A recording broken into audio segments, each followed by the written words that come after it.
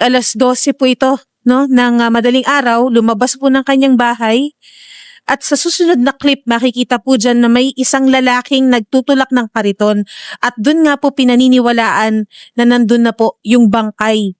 Ang huling kita ko pa sa kanyang buhay siya is May 13. Balitaan na lang po namin na may natagpo ang patay sa basurahan. Ano po ikinamatay nung ni Veneranda Kabutotan po? Nasa stage na po ng decomposition. As per autopsy examination na ginawa ng SOCO, wala ko silang nakitang resulta doon sa cause of death ng bangkay ni Sis Benny. Kaya nga po, kumuha sila ng support tissue for forensic histopath examination po. Na-identify na po ba natin itong person of Opo. interest? Huling nakita na magkasama sila ni Sis Benny, yung person of interest natin. Tinutulungan niya ni Sister Benny.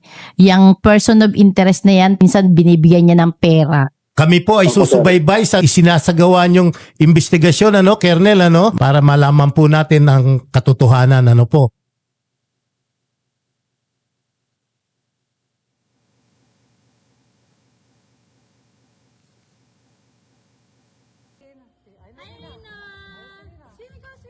Na po namin yung 130,000. Kami po ay nagpapasalamat din sa discount na ibinigay ninyo from 159,000 is binaba nyo po ito to 130,000.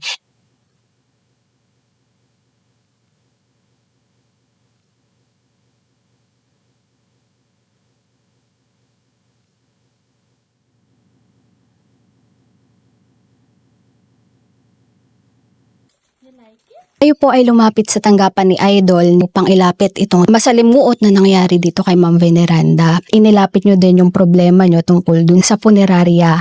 Dito lang Ma'am Sabado, nasettle na namin Ma'am lahat ng balance, nagkakahalaga na 130,000 at yung inyo pong hiling na mapakremate ay nagawa na rin po namin. Sir Ralph, maraming salamat po sa inyo dahil kung hindi kayo ang tumulong sa amin, hindi pa sana namin may uuwi ang kapatid namin. Nagpapasalamat po ako kay Congressman na tinulungan kami dahil sa kanya nabayaran yung babayaran namin doon sa Punerarya. Sasagutin din po ni Congressman Ralph itong ang transportation ninyo po pauwi ng La Union. Sa kanya pong edad, may tao pa pong nakagawa na patayin siya at isilid po sa isang garbage bag. Masakit talagang pakiramdam namin. Noong ipakita sa amin sa cellphone, yung kaibigan niya ay nag-aalanganan kaming siya kasi nga pag makita mo, hindi mo talaga makikilala na siya yun. Ang tanging pagkakilanlan ko na lang sa kanya, yung naipukos yung kaliwa niyang kamay nga, kasuot yung singsing na silver, yun lang. Ay, itong mga kapitbahay niya, sila rin nagpapatunay na siya na nga yun dahil hindi nila naabangan na pauwi nung lumabas ng madaling araw na yun. Napakabuti po ng ginagawa nito ni Ma'am Venny sa kanyang mga kapwa. Siya po ay isang charity worker din. Tumutulong po sa pagluluto sa mga kapwa niya. Actually, ito pong suspect ay binigyan pa nga daw po niya ng pamasahe minsan nung nanghingi ng tulong sa kanya. Ano ma'am yung parang mensahe nyo dito sa suspect na to na gumawa ng karumal-dumal na krimen kay ma'am? Ay kailangan niya pong pagbayadan ang ginawa niyang pagpatay sa aming kapatid. Ang bigat-bigat na kasalanan yun ng ginawa niya. Sana hindi na pahintulutan na makakalabas siya para pagbayaran yung ginawa niyang pagpatay sa aming kapatid. Kayo naman po yung mga tumulong dito sa magkapatid upang ipaalam yung nangyari dito kay Ma'am Veneranda. Ma'am, pwede nyo bang ikwento naman muna sa amin kahit maikli lamang kung paano nyo po nalaman na ito palang bangkay na nasa garbage bag na to na nasa truck ay si Ma'am Venny? Yung una po, hindi ko siya talaga ma-identify according lang dun sa picture na pinakita nila sa akin. Tapos may GC kasi kami, may nagsabi na isang member ko na hindi yan si Ate Venny kasi si Ate Venny nasa San Lucas sa kaibigan niya. So, panatag na yung isip ko na hindi pala talaga siya yun. At saka ayaw mag-sink in sa isip ko na siya yun at ganun kabrutal yung pangyayaring ginawa sa kanya. So, ma'am, nung ni-review ko na yung CCTV ko kasi Tuesday, aalokin ko siya ng pagkain. tinatawag ko siya, Benny, akin na tasa mo, saka bibigyan na kitang kape, saka almusal. Walang sumasagot sa akin.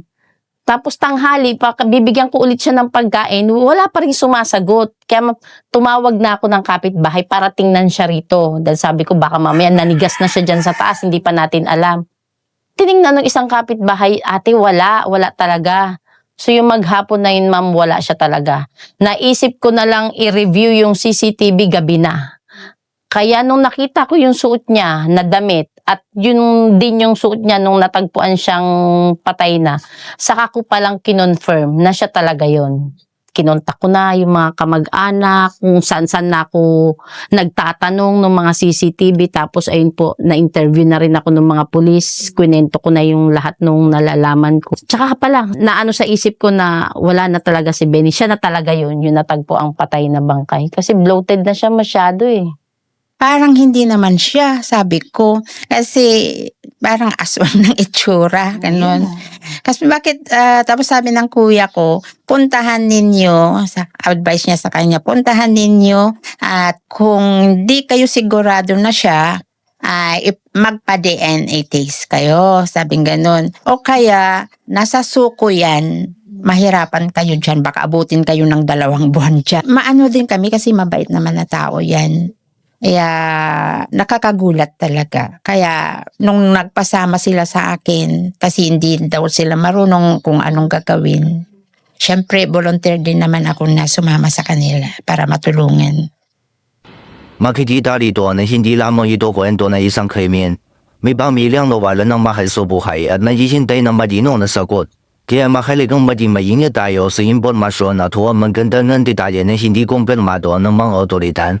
Sobrang sama ng loob ko, hindi ako nakatulog magdamag, hindi talaga ako nakatulog kasi iniisip ko bakit yung ganong kabait na tao, ganyan yung sinapit niyang kamatayan.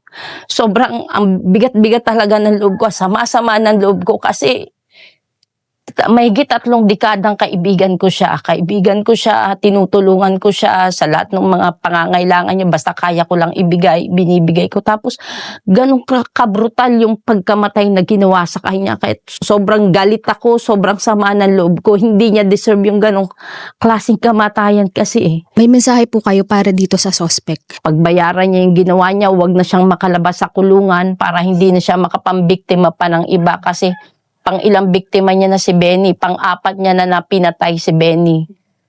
Tapos gano'n din ang ginagawa niya sa mga pinapatay niya, tinatapon niya na lang na parang basura. Sana, huwag na siyang pahintulutan lumabas pa. Kung anong inutang niya, buhay ang utang niya, bayad din ang pagbabayad, yung buhay niya rin ang ibabayad sa ginawa niyang kasalanan. Matagal na namin hindi nakikita, hindi namin makakausap. Mas pa rin ang loob ko. After po ng interview nyo sa Wanted sa radyo, talaga pong nakipag-coordinate ang mga pulis sa inyong family as well as sa mga iba pang government agencies para po malaman kung sino talaga itong suspect na to. And luckily ma'am, ang hustisyang hinihingi ninyo ay naibigay agad-agad sapagkat itong suspect na pumatay po kay Ma'am Venny ay nahuli na ng mga kapulisan. So ngayong araw po, tayo ay pupunta sa pulis para ma-identify po natin kung ito po talaga yung suspect at para din po makapag-file na ng kaso.